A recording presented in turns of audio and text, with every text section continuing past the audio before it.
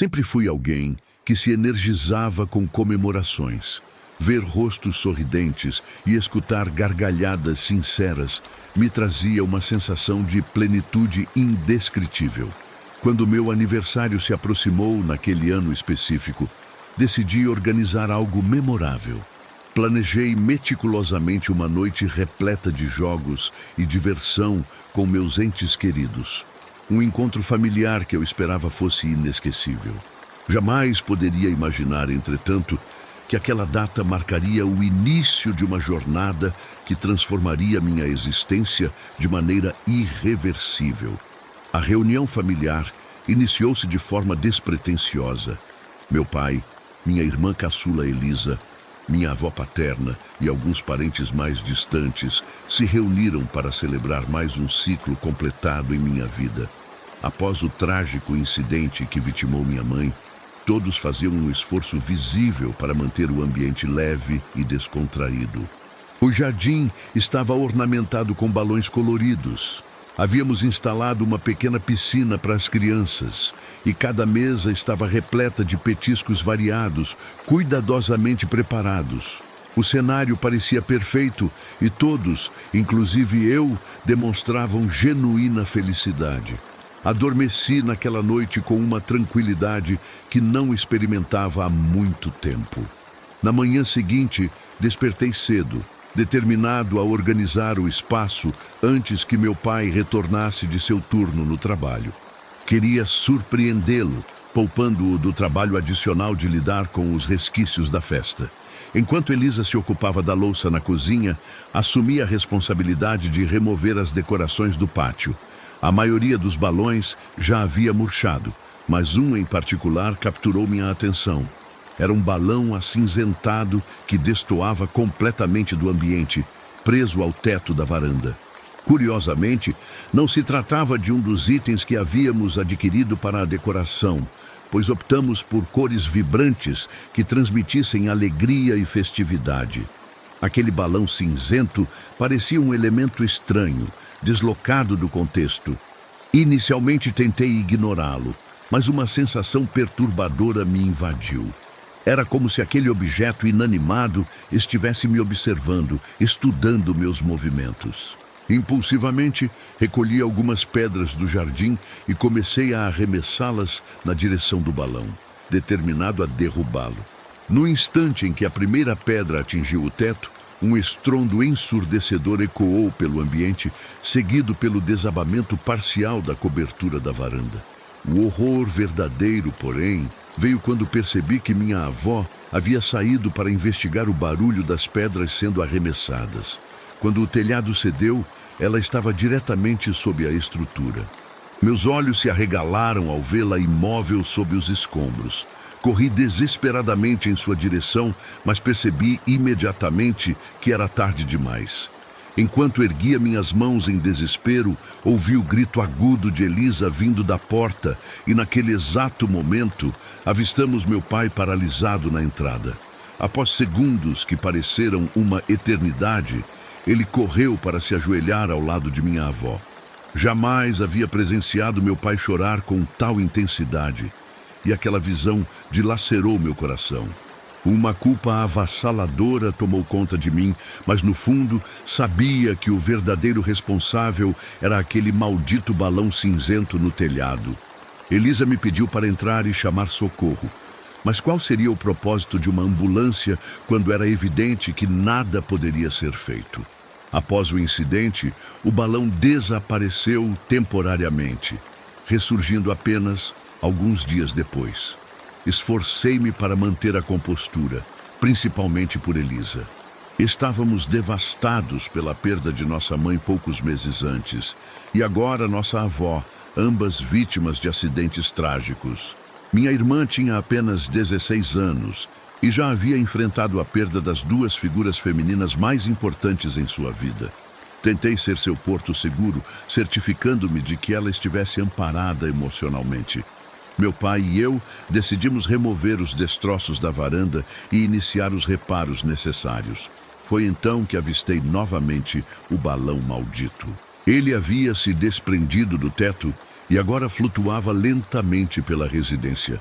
Dominado pela fúria, determinei-me a destruí-lo definitivamente. Armei-me com uma faca da cozinha e segui seu movimento ascendente pela escadaria.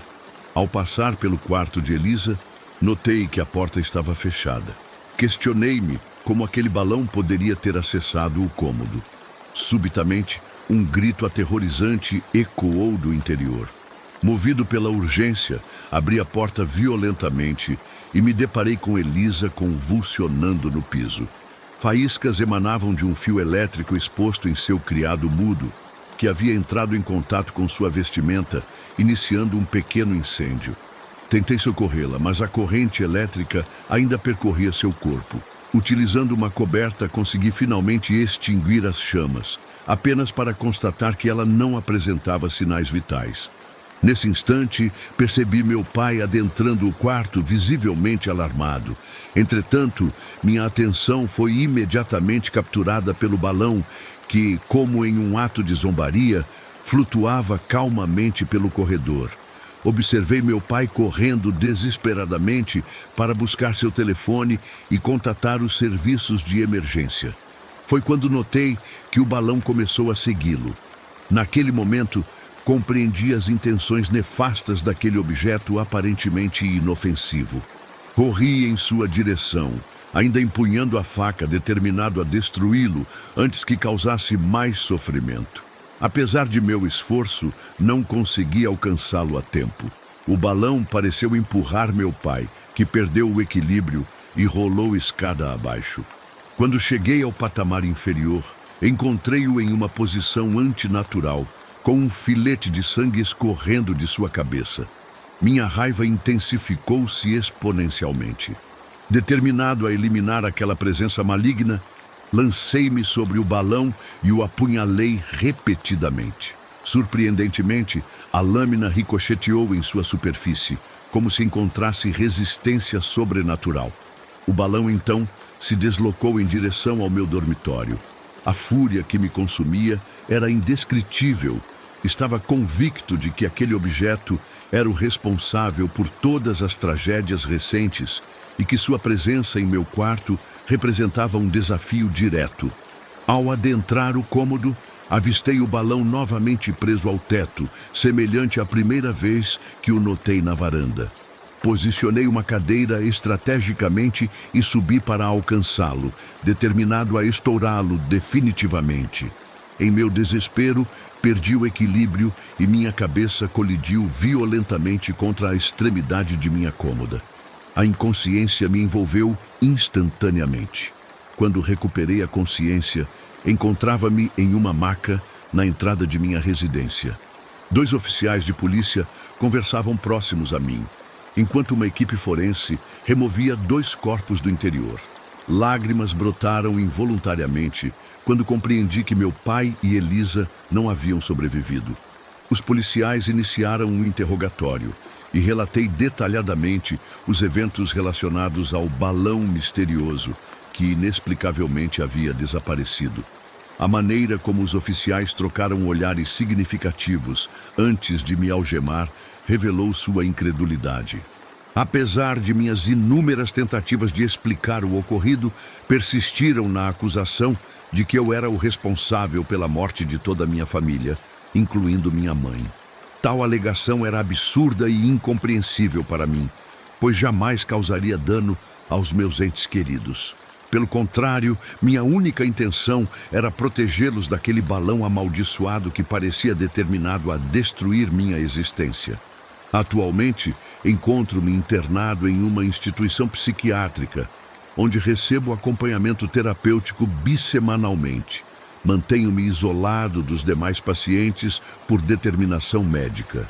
Segundo meu psiquiatra, sofro de um quadro combinado de paranoia e esquizofrenia, condições que justificariam meu confinamento prolongado neste estabelecimento. Na realidade, esta narrativa não retrata minha experiência pessoal, mas sim os eventos relatados por meu primo Marcos durante uma visita que realizei à clínica psiquiátrica, onde ele permanece internado desde 2016.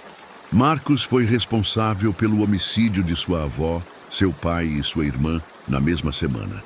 Posteriormente, descobriu-se que ele também havia sabotado os freios do veículo de sua mãe, provocando um acidente fatal quando ela não conseguiu parar o automóvel, colidindo frontalmente com um poste. A história do balão cinzento e como Marcos atribuiu todos os acontecimentos trágicos a este objeto inanimado provocou em mim uma sensação profunda de inquietação. Compartilho esta narrativa perturbadora como um testemunho sobre como a mente humana pode criar realidades alternativas para processar ações impensáveis.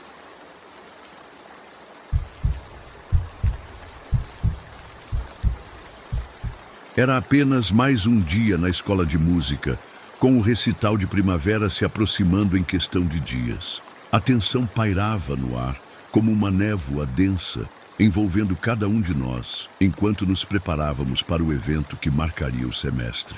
O professor Blackwood, nosso mentor de violino, conduzia os ensaios com sua habitual intensidade meticulosa. Embora fosse inegavelmente talentoso e conhecedor da arte musical, Blackwood carregava consigo um temperamento volátil que frequentemente transbordava durante as sessões de prática. Sua metodologia pedagógica, embora eficaz, beirava a crueldade. Mesmo os estudantes mais virtuosos sentiam suas mãos tremerem sob seu olhar penetrante. Apesar de sua reputação intimidadora, todos nós nos esforçávamos incansavelmente para alcançar a perfeição que ele exigia, como astronautas tentando tocar as estrelas com as pontas dos dedos. Naquela tarde fatídica, éramos apenas 4 na sala de ensaio: Lucas, Sofia, Theo e eu.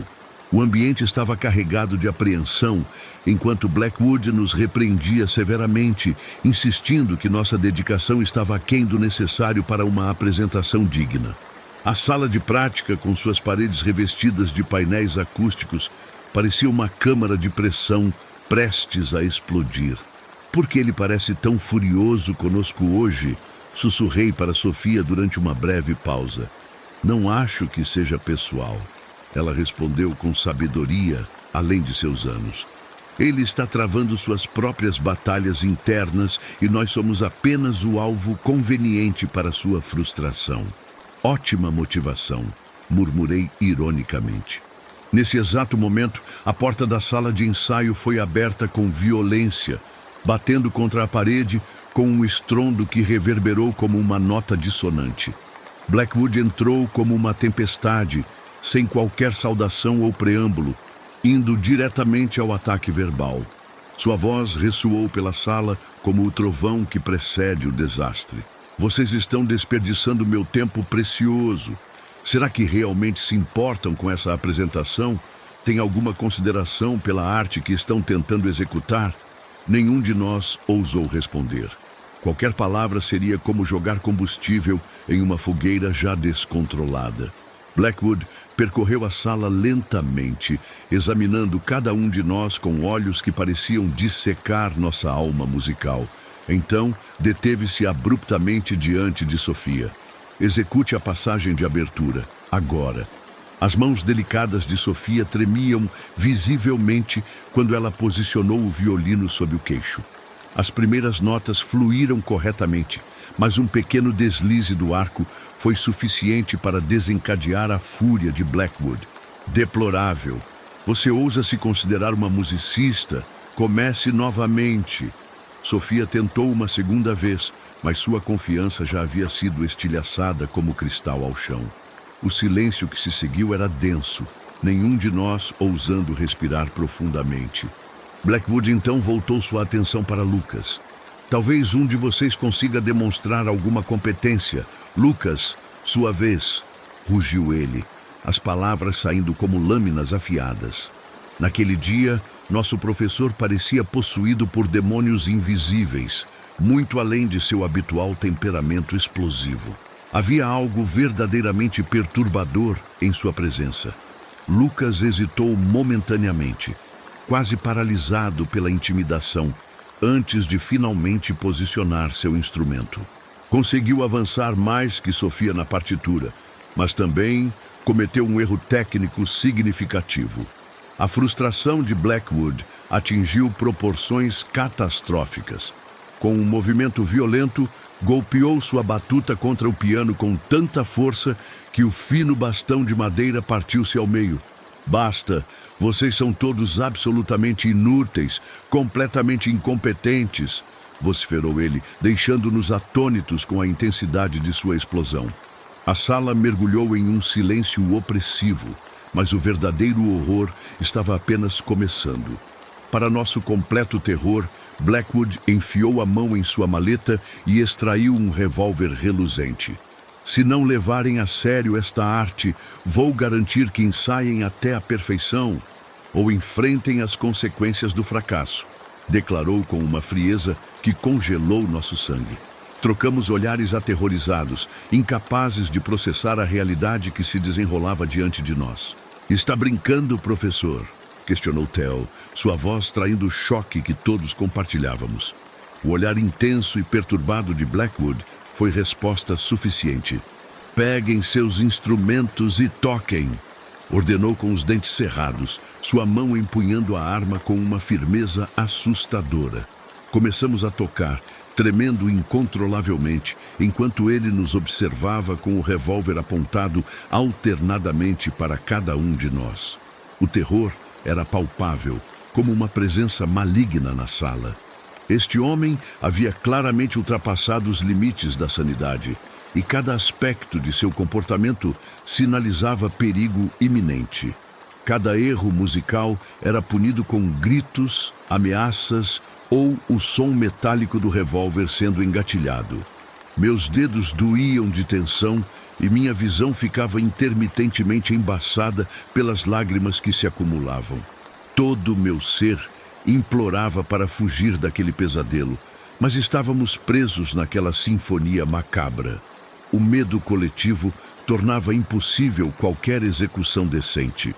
Em determinado momento, o arco de Theo escorregou, produzindo um som estridente e dissonante. Blackwood imediatamente apontou a arma diretamente para ele. Repita esse erro e você se arrependerá profundamente.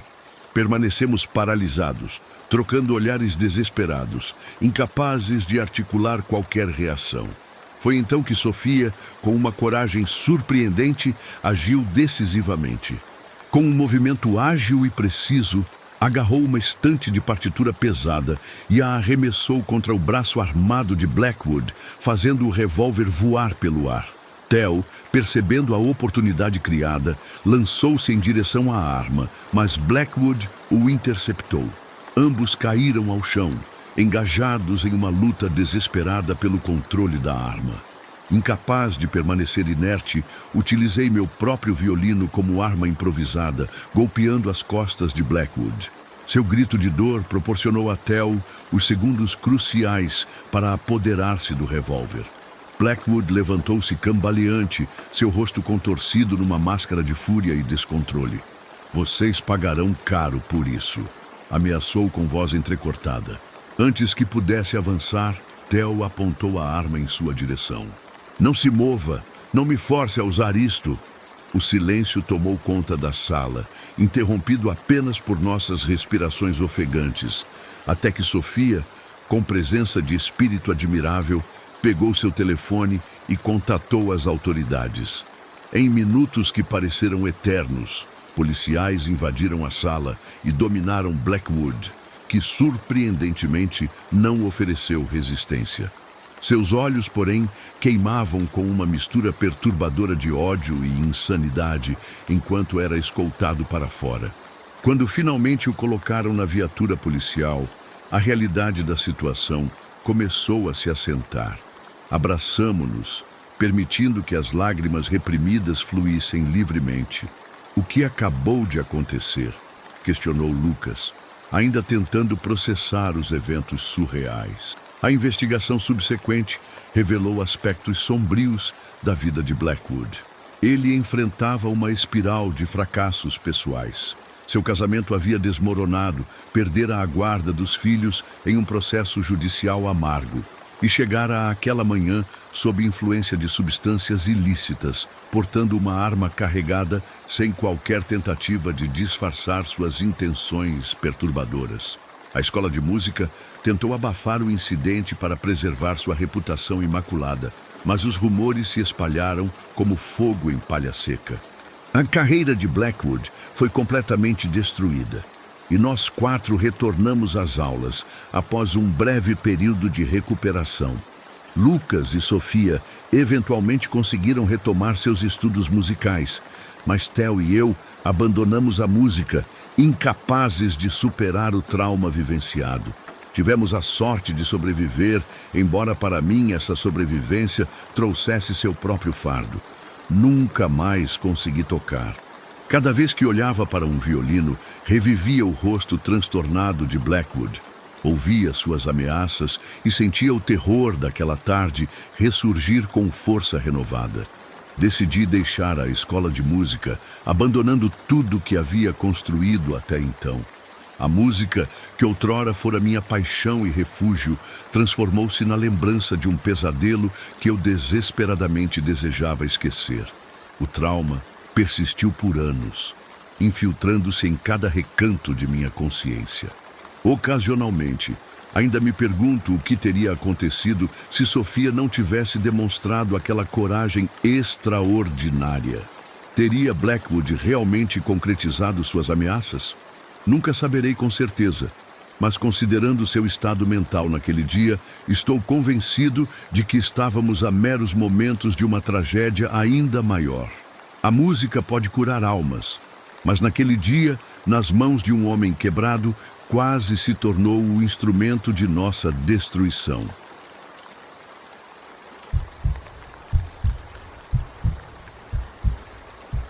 Desde que me lembro, sempre fui a menina acima do peso no círculo social. Robusta em todos os aspectos, talvez até um pouco além do que as convenções sociais consideravam aceitável. Esta característica física moldou minha personalidade, tornando-me uma pessoa introspectiva e reservada. Cristina, como me chamavam, cresceu em um lar incompleto. Jamais conheci meu pai e minha mãe, Eliana, estava perpetuamente absorta em suas obrigações profissionais. A solidão se tornou minha companheira constante. Quando ficava sozinha em casa, o que acontecia com frequência, meu dormitório transformava-se em meu santuário particular. Passava horas intermináveis ali, isolada do mundo exterior. Meu smartphone e meus diários tornaram-se meus confidentes mais íntimos, enquanto as plataformas digitais representavam minha única conexão com a realidade, além das paredes de minha residência. Nunca fui o tipo de jovem que despertava interesse romântico. Longe de ser a Romeu e Julieta das histórias de amor contemporâneas, como costumam dizer. Aos 20 e poucos anos, desconhecia completamente a experiência de um encontro amoroso. Minha única válvula de escape eram as narrativas que criava em meus momentos de solitude, onde permitia que minhas emoções reprimidas fluíssem através de personagens e cenários repletos de elementos fantásticos. Tomei a decisão de compartilhar minhas criações literárias em uma conta anônima.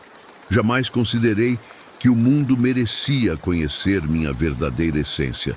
Portanto, mantinha meu perfil em aplicativos de relacionamento desprovido de imagens. Minha insegurança era tão avassaladora que a mera ideia de publicar uma fotografia minha me causava desconforto extremo. Foi através de um programa televisivo e algumas propagandas de sites de relacionamento que comecei a repensar minha postura. Imaginei que talvez, apenas talvez, pudesse encontrar alguém que despertasse meu interesse. Na realidade, entretinha-me observando os pretendentes que surgiam na tela enquanto saboreava salgadinhos e refrigerante espalhada pelo sofá. Jamais iniciei uma conversa ou examinei os perfis com atenção. Minha autoestima estava fragilizada, mas o pavor era ainda mais intenso, e compartilhar fotografias era algo que me aterrorizava. Tentei modificar minha situação em diversas ocasiões. praticando exercícios físicos, adotando hábitos alimentares mais saudáveis, chegando até a me inscrever em um programa de condicionamento físico de 30 dias. Contudo, nunca ultrapassei a marca dos 30 minutos. Minhas inseguranças eram devastadoras. Após me cansar de navegar incessantemente pelo celular, frequentemente me dirigia à despensa em busca de algo para saborear. Outra armadilha em minha rotina, pois sempre havia salgadinhos e petiscos de todos os tipos prontos para sabotar minhas tentativas de mudança. Certo dia, porém, percebi que haviam acabado. Fiquei irritada e ansiosa, decidindo sair sob o sol matinal para dirigir até o mercado e repor meu estoque. Foi nesse momento que percebi algo incomum. Um movimento captou minha atenção periférica, fazendo-me girar lentamente. O ruído parecia emanar da residência adjacente, que permanecia desocupada desde minha mudança para o bairro, aproximadamente 3 anos atrás. Ao espiar discretamente, vislumbrei um homem de meia idade removendo a barreira de madeira que bloqueava a entrada da casa. Observei-o chutando-a e, em um piscar de olhos, ele havia adentrado a propriedade, de onde retirou uma cadeira de madeira que posicionou em frente à minha casa. Fiquei boquiaberta quando, sem qualquer constrangimento, ele se sentou e começou a me observar com intensidade perturbadora. Um calafrio percorreu minha espinha naquele instante. Corri em direção ao meu automóvel, tentando localizar as chaves enquanto me esforçava para manter a compostura. Liguei o motor e parti apressadamente. Mas antes que me afastasse completamente, nossos olhares se cruzaram. Havia algo inequivocamente perturbador em sua expressão. Algo que não consegui deixar de notar em meio à estranheza da situação. Após aproximadamente meia hora evitando multidões e adquirindo os itens necessários no centro comercial, retornei para casa. A primeira visão que tive foi do meu novo vizinho, ainda sentado na mesma cadeira onde o havia deixado, observando atentamente cada movimento meu. Fui instantaneamente invadida por uma sensação de desconforto profundo. Por que ele continuava me encarando? Sua atitude inquietante me fez questionar a realidade da situação, como se estivesse vivenciando uma daquelas séries sobre psicopatas. Se ele simplesmente ajustasse ligeiramente a posição da cadeira, talvez não parecesse tão estranho, mas permanecia imóvel, apenas me fitando quase sem piscar. Naquele momento compreendi que precisava tomar alguma providência. O homem continuava lá, me estudando como se eu fosse um espécime raro, e aquilo se tornou insuportável. Virei-me abruptamente e adentrei minha residência, batendo a porta com força. Enquanto guardava minhas compras, o pacote de salgadinhos e produtos de higiene pessoal, um som de notificação interrompeu meus pensamentos caóticos. Era uma mensagem no meu celular. Peguei o aparelho imaginando que talvez um dos meus seguidores estivesse solicitando que revelasse minha aparência. Mas encontrei uma mensagem de um homem chamado Daniel Almeida. O tipo de acontecimento inesperado que faz você pensar que talvez esteja vivendo uma narrativa romântica com uma reviravolta surpreendente. Segurei o telefone firmemente enquanto procurava um local confortável para me acomodar. Ao abrir a mensagem, meu coração acelerou. Não conseguia acreditar no que estava vendo.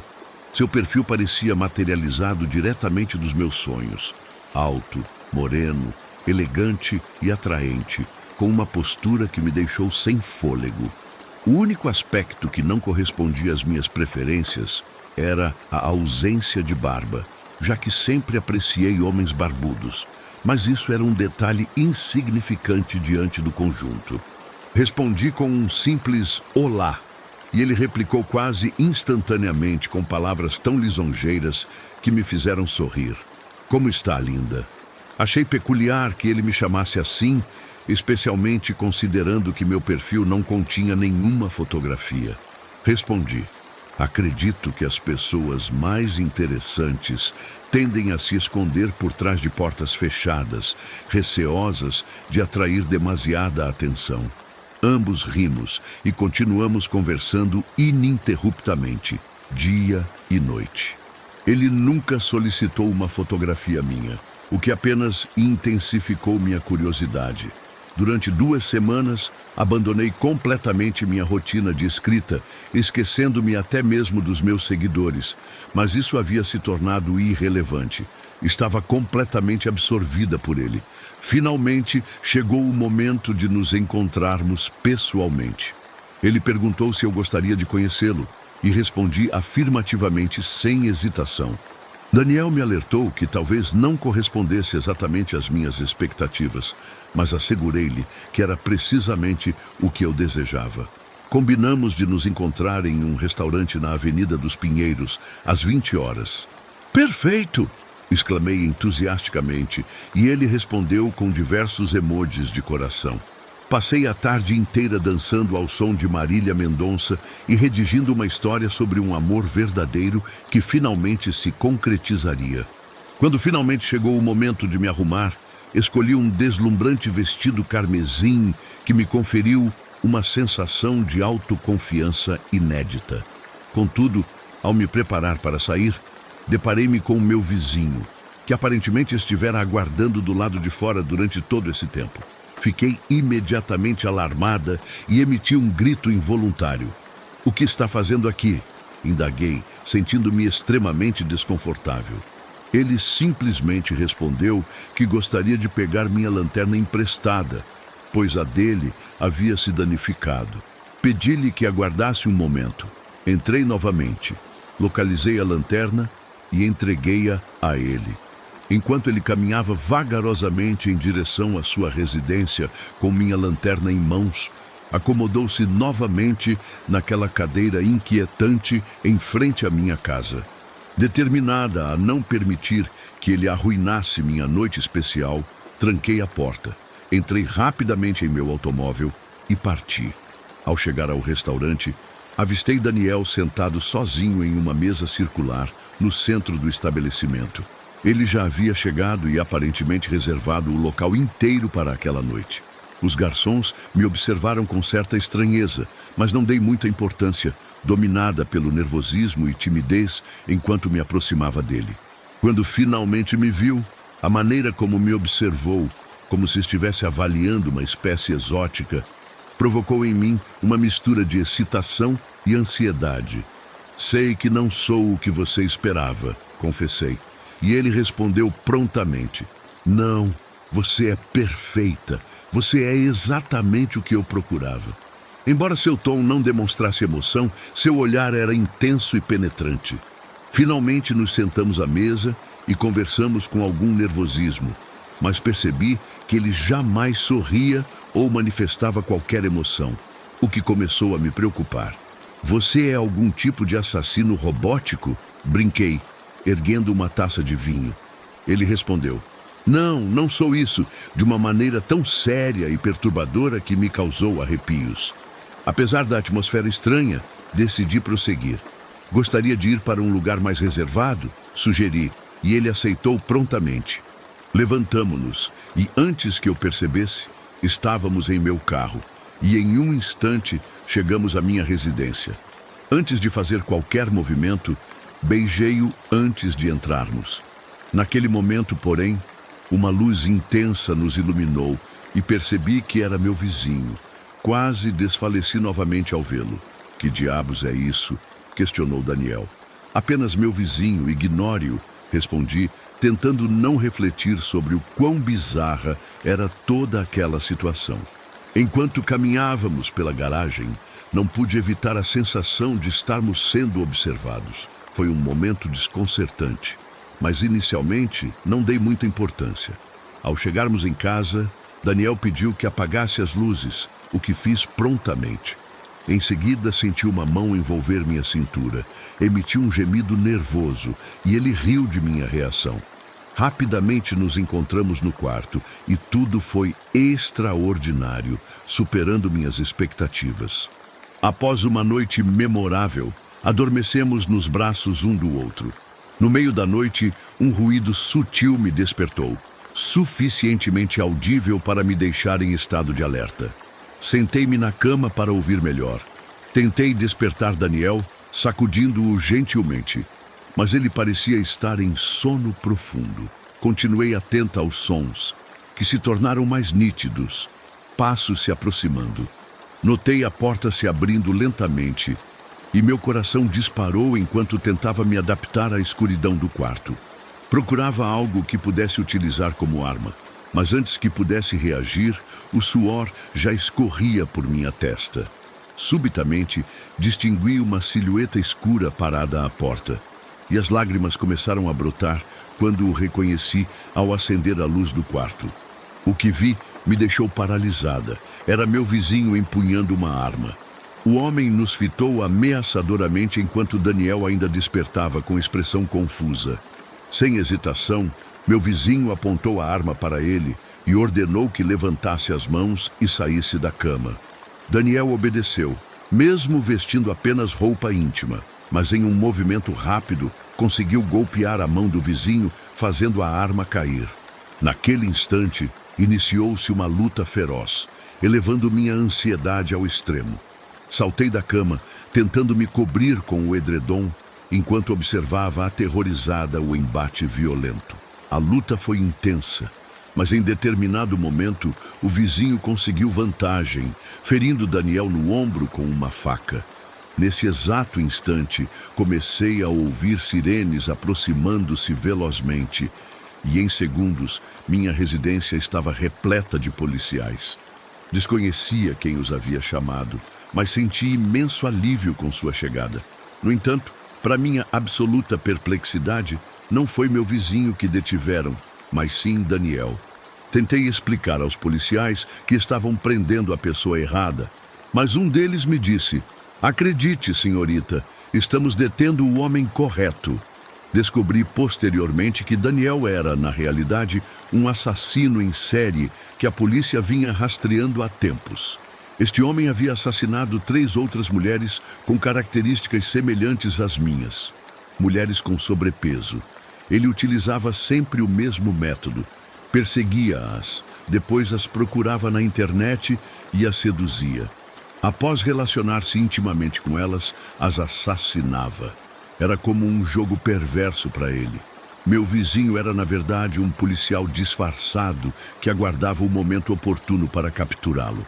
Fiquei horrorizada ao tomar conhecimento de tudo isso, especialmente por ter julgado erroneamente que a ameaça provinha do meu vizinho. Após essa experiência traumática, mantive-me afastada de relacionamentos por um longo período, até conhecer um homem extraordinário chamado Ricardo, com quem mantenho um relacionamento até hoje. Minhas queridas, é fundamental exercer cautela. O mundo está repleto de indivíduos perigosos, disfarçados de príncipes encantados.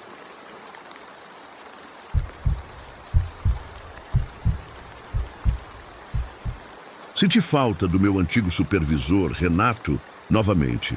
Não foi a primeira ocasião em que ele me obrigou a permanecer no escritório até altas horas, mas foi a primeira vez que tomei a decisão de retornar a pé para minha residência.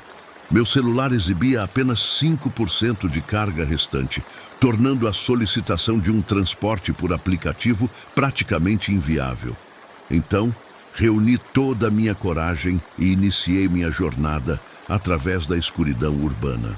A temperatura estava cortante naquela noite, aquele tipo de frio que penetra na pele e te lembra quase poeticamente que ainda estás vivo. As vias públicas encontravam-se praticamente desertas, com apenas um automóvel solitário ocasionalmente rompendo o silêncio. Meu apartamento ficava a aproximadamente 30 minutos de caminhada, perspectiva que não me entusiasmava minimamente nas circunstâncias. As avenidas principais contavam com iluminação adequada, diferentemente das passagens estreitas entre edifícios que permaneciam mergulhadas em trevas intimidadoras. Tentei manter-me nas áreas abertas e bem iluminadas, mas mesmo assim, a solidão noturna provocava em mim uma sensação inexplicável de desconforto. Não havia motivo específico para tal apreensão. Era simplesmente uma daquelas noites incomuns que despertam nossos instintos mais primitivos. Após caminhar por aproximadamente 10 minutos, avistei-o. Um indivíduo com capuz cobrindo parcialmente seu rosto, caminhando em minha direção pela calçada oposta. Seus passos eram lentos, como se o tempo não fosse relevante para ele, como se não tivesse pressa alguma para alcançar seu destino. Inexplicavelmente, algo naquela figura despertou em mim uma inquietação profunda. Talvez fosse sua forma de se movimentar ou simplesmente o fato de ser a única presença humana naquele cenário desolado. Instintivamente, atravessei para o outro lado da rua, buscando aumentar a distância entre nós. Mesmo assim, meus olhos permaneceram fixos em sua silhueta enquanto eu acelerava meu ritmo. Racionalmente, sabia que ele provavelmente não alteraria sua trajetória, mas sentia como se seu olhar me perseguisse, penetrante e inescapável. Decidi então virar em uma rua lateral, encurtando meu percurso. Decisão que, em retrospecto, revelou-se catastrófica, mas naquele momento parecia a melhor alternativa para escapar daquela presença perturbadora. Repentinamente, a via transformou-se em um beco estreito que, embora não estivesse completamente às escuras, estava longe de transmitir qualquer sensação de segurança. Algumas lâmpadas piscavam irregularmente acima, e imaginei que aquele caminho me conduziria até a próxima avenida principal. Continuei, portanto, minha caminhada. O beco estendia-se muito além do que inicialmente supus, contorcendo-se em curvas inesperadas, bifurcando-se em direções imprevisíveis, esquerda, direita, assemelhando-se a um labirinto urbano desconcertante. Parei momentaneamente para verificar minha localização no celular, mas a bateria havia se esgotado completamente, deixando-me sem qualquer referência. Sequer conseguia recordar com precisão o ponto de onde havia partido. Prossegui esperançoso, ansiando por avistar um poste de iluminação, um veículo ou qualquer indício que sinalizasse a proximidade de uma saída daquele pesadelo arquitetônico. Entretanto, o beco parecia se estender infinitamente, provocando uma sensação quase claustrofóbica que comprimia meu peito. De repente, captei um som. Passos extraordinariamente lentos e ritmados que certamente não eram produzidos por mim. Girei rapidamente meu corpo, buscando identificar a origem daquele ruído perturbador, mas não havia ninguém visível. O som cessou abruptamente. Examinei a penumbra do beco com meu coração acelerado, esperando detectar algum movimento, mas nada aconteceu. Forcei-me então a continuar caminhando, apesar de minhas pernas parecerem subitamente pesadas como âncoras. Os passos recomeçaram, mais próximos e definidos desta vez. Paralisei e eles também cessaram. Minha respiração tornou-se ofegante enquanto tentava recuperar minha compostura. Lentamente, virei-me e forcei minha visão a penetrar na escuridão circundante. Foi então que o avistei. Inicialmente, parecia apenas uma figura humana parada além do alcance da luz do poste, mas rapidamente percebi que havia algo profundamente errado. Sua pele possuía uma palidez anormal, quase translúcida, como se jamais tivesse sido tocada pela luz solar. Sua estatura era intimidadora. Facilmente ultrapassava os 2 metros e seus membros apresentavam-se desproporcionalmente longos e finos. Era uma visão absolutamente aterrorizante. Permaneci imobilizado pelo terror, aguardando qualquer movimento que me impulsionasse a fugir desesperadamente. Mas a figura apenas permanecia ali, observando-me. Não conseguia distinguir suas feições faciais, mas podia sentir seu olhar penetrante, examinando cada centímetro do meu ser. Sem pensar 2 vezes, virei-me e corri com toda a velocidade que minhas pernas permitiam. Meus pés golpeavam o pavimento enquanto eu zigue-zagueava freneticamente pelo beco labiríntico. Meu peito ardia, meus pulmões pareciam prestes a explodir. Mas nada disso importava diante da certeza instintiva de que aquela coisa me perseguia. Não ouvia mais passos, mas a sensação de sua presença aproximando-se era inconfundível. Quando olhei para trás, confirmei meus piores temores. Ele estava mais próximo. Seus movimentos eram lentos, porém completamente antinaturais, como se desafiassem as leis da física. Não corria, mas avançava inexoravelmente em minha direção. Sabia que não conseguiria escapar. Minhas pernas pareciam transformar-se em chumbo a cada passo, mas o instinto de sobrevivência não me permitia parar. O beco parecia não ter fim, suas paredes aparentemente contraindo-se à medida que eu avançava. Tentei gritar, mas minha garganta estava completamente ressecada e minha voz mal conseguia projetar-se além de um sussurro rouco. Em desespero absoluto, contornei outra esquina e quase desabei sobre o pavimento úmido, conseguindo evitar a queda ao apoiar-me na parede adjacente.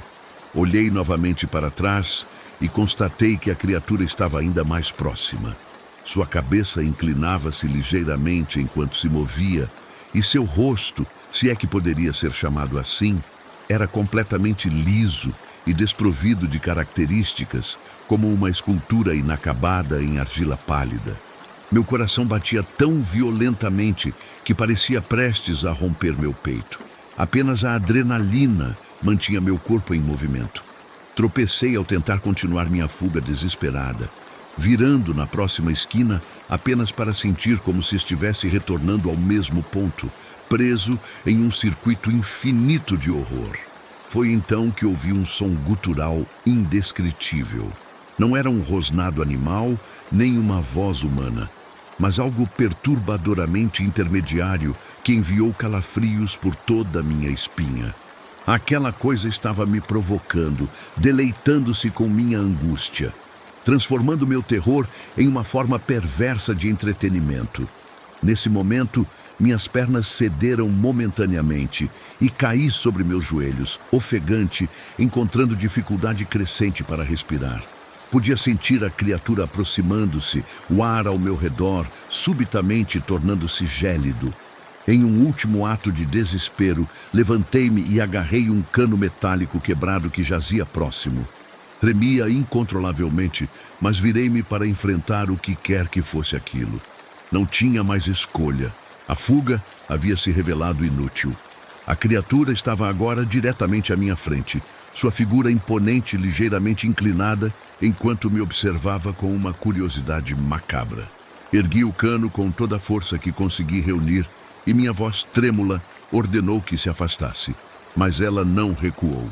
Pelo contrário, lançou-se em minha direção com uma velocidade inconcebível para algo de suas dimensões.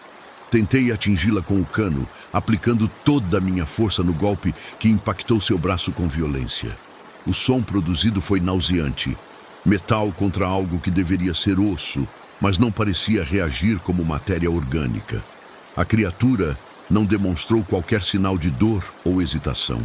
Antes que pudesse desferir outro golpe, sua mão disparou e agarrou minha cabeça com uma força descomunal, como uma prensa hidráulica lentamente aumentando sua pressão. Um grito ensurdecedor explodiu em meu ouvido enquanto uma dor lancinante invadia meu crânio. Sentia a pressão aumentando inexoravelmente, os ossos começando a ceder sob aquela força sobrenatural. Minha visão tornou-se turva, meu corpo amoleceu, e embora lutasse desesperadamente para me defender, cada esforço parecia absolutamente inútil. Em uma última tentativa desesperada, golpeei seu braço com a pouca força que ainda me restava, mas foi como atacar uma estrutura de aço. A última sensação que experimentei foi uma dor aguda e insuportável, quando algo em meu crânio cedeu com um estalo horrível. Então, a escuridão me envolveu completamente. Quando recuperei a consciência, encontrava-me estendido sobre o pavimento, mas o beco havia mudado drasticamente. Parecia mais curto e podia visualizar a saída a apenas alguns metros de distância. Minha cabeça latejava com uma dor tão intensa que pensei que desmaiaria novamente a qualquer momento. Levei minha mão trêmula até a região dolorida e senti algo úmido. Sangue. Meus dedos encontraram uma fissura profunda em meu crânio. Tentei levantar-me, mas minhas pernas não respondiam adequadamente. Rastejar tornou-se minha única opção, enquanto me esforçava para alcançar a luz visível no final daquele corredor infernal. Cada movimento enviava ondas de dor excruciante por todo o meu corpo, mas algo em mim recusava-se a desistir. Ao finalmente atingir a abertura do beco, perdi novamente a consciência. Antes de submergir completamente, ouvi uma voz, um homem aproximando-se. Em meu estado confuso e desorientado, percebi vagamente que ele retirava um telefone do bolso, suas palavras soando frenéticas enquanto solicitava ajuda. Minha visão escureceu novamente enquanto ele se inclinava sobre mim. A próxima imagem que registrei foram as luzes intensas do hospital queimando meus olhos enquanto recuperava a consciência.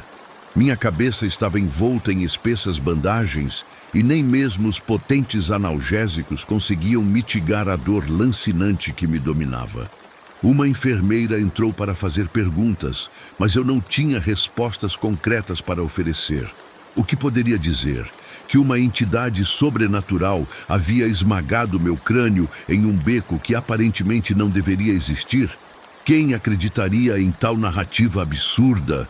Posteriormente, policiais compareceram para coletar meu depoimento. Queriam que eu descrevesse o ocorrido, mas sabia que a verdade seria recebida com incredulidade. Semanas se passaram, e ainda desperto durante a madrugada, sentindo aquela pressão fantasmagórica em minha cabeça. Desconheço completamente a natureza daquela entidade, ou a razão pela qual permitiu que eu sobrevivesse. Mas frequentemente, enquanto caminho para casa, sinto uma presença observando-me das sombras. Ocasionalmente, ouço passos lentos e deliberados próximos a mim, aquele mesmo ritmo inconfundível que persegue meus pesadelos. Essa sensação de estar sendo constantemente vigiado jamais me abandona, como se minha mente estivesse perpetuamente aprisionada naquele beco sem saída, eternamente à sombra de algo que ainda não consigo compreender plenamente. Talvez seja apenas um trauma psicológico manifestando-se, talvez seja algo mais. A única certeza que possuo é que desde aquela noite nunca mais caminhei sozinho na escuridão e sempre verifico 2 vezes se meu celular está completamente carregado antes de deixar o escritório. Algumas lições são aprendidas da maneira mais dolorosa possível e algumas sombras, uma vez encontradas, nunca mais nos abandonam completamente.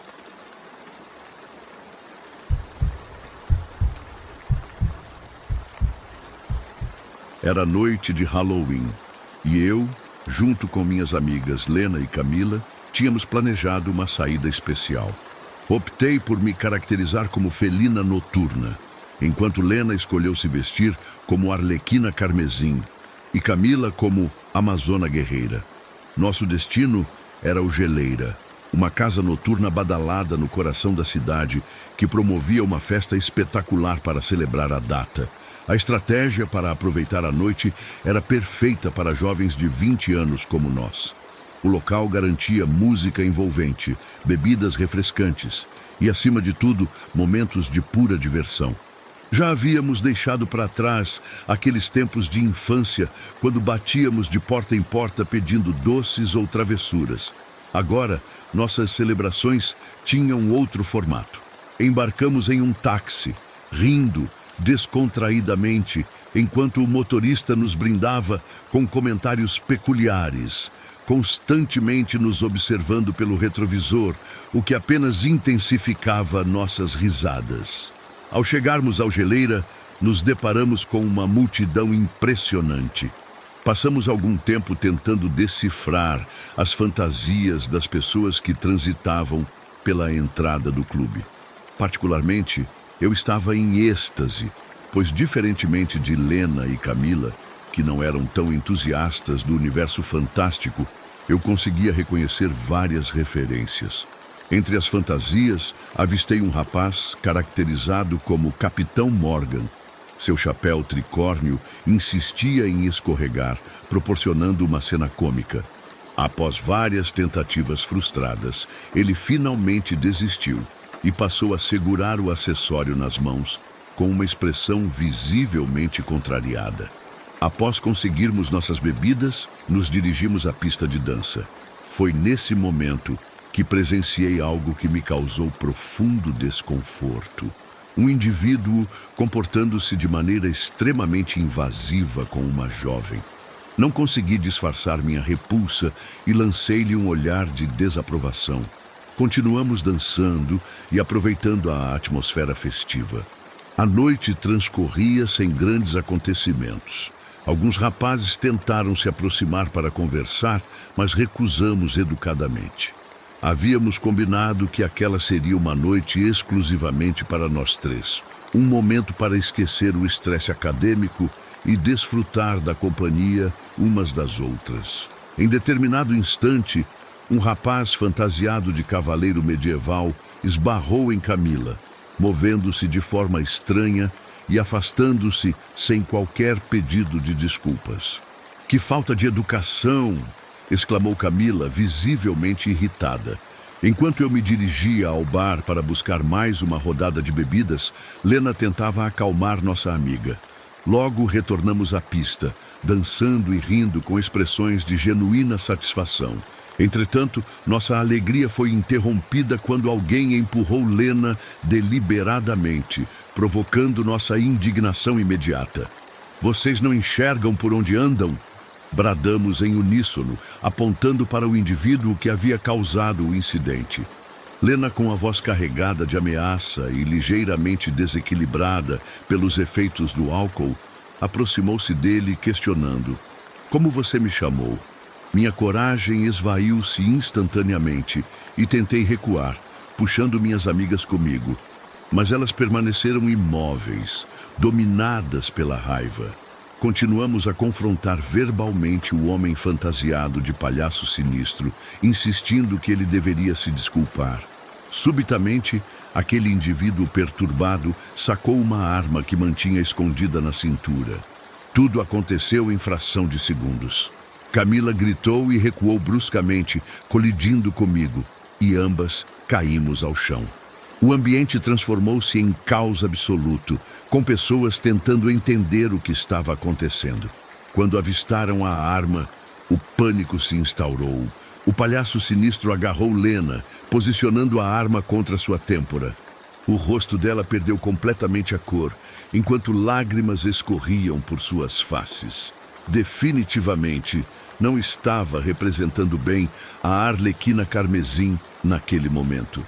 Vidros começaram a se estilhaçar por todos os lados.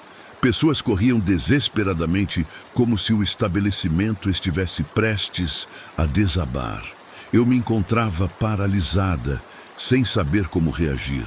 Pessoas me pisoteavam enquanto eu tentava me levantar, percebendo rapidamente que permanecer no chão não era a melhor estratégia. "Me ajude!" gritei, empurrando Camila para longe de mim. Olhando ao redor em busca de auxílio, estendi minhas mãos em direção ao agressor, tentando acalmá-lo, pois não podia simplesmente fugir e abandonar minha amiga naquela situação terrível. "Espere!" implorei, acreditando ingenuamente que isso o faria reconsiderar. Ao invés disso, ele golpeou Lena na lateral do rosto com a coronha da arma. Ela gritou de dor, e antes que pudéssemos reagir, ele a golpeou novamente, fazendo com que sangue escorresse de seu rosto. Nesse momento crítico, Camila lançou-se contra o agressor, gritando desesperadamente. Eu permanecia imobilizada pelo choque, enquanto Lena jazia inerte no solo. Quando Camila conseguiu atingi-lo, o homem a arremessou violentamente, fazendo-a cair com um baque surdo, embora ela tenha conseguido agarrar a arma com firmeza. De repente, fui tomada por uma fúria incontrolável. Avancei em direção ao palhaço sinistro, tentando arrancar a arma de suas mãos. Seu aperto era firme. Ele me encarou com olhos aterrorizantes, seu rosto pálido de raiva. Com um rugido animalesco, ele arremessou Camila como se ela não tivesse peso algum. Eu não soltei a arma, que representava a única ameaça real naquele cenário caótico. O agressor me atingiu com um golpe no rosto e senti o gosto metálico de sangue na boca. Apesar da dor lancinante, meus dedos permaneciam firmemente agarrados à arma. Ele me golpeou novamente, deixando-me atordoada.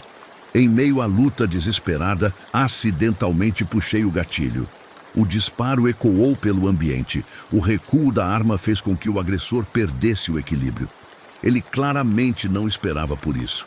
Em questão de segundos, passamos de uma disputa pelo controle da arma para um tiro que ricocheteou na parede. Agora, eu segurava a arma e sirenes policiais começaram a soar. Quando o palhaço sinistro tentou escapar, percebeu que era tarde demais.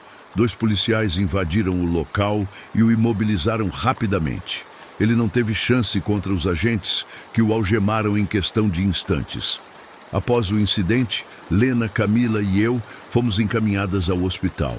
Camila sofreu lesões nas costelas, eu fui diagnosticada com uma concussão e Lena precisou permanecer internada por alguns dias devido à significativa perda de sangue. Esse episódio traumático ficou permanentemente gravado em nossas memórias. O terror que percorreu minhas veias naquela noite me fez compreender o quão imprevisível pode ser a natureza humana. A partir daquele momento, decidi que sempre carregaria comigo itens de proteção pessoal. Uma caneta tática, um canivete e um spray de pimenta. Lena e Camila lidaram com o trauma de formas distintas. Camila adotou uma postura estoica, considerando o ocorrido como um evento aleatório da vida, afirmando que não permitiria que aquilo afetasse seu cotidiano. Lena, por outro lado, encarou a situação com maior seriedade, iniciando sessões de terapia e inscrevendo-se em aulas de defesa pessoal, determinada a nunca mais se sentir vulnerável daquela maneira. Com o passar do tempo, as lembranças daquela noite começaram a se dissipar. Embora tenhamos nos tornado mais vigilantes e cautelosas, sempre preparadas para qualquer eventualidade. Aprendemos da maneira mais difícil que a vida pode ser extremamente imprevisível, transformando uma simples celebração de Halloween em uma experiência de quase morte que mudaria para sempre nossa percepção sobre segurança e vulnerabilidade.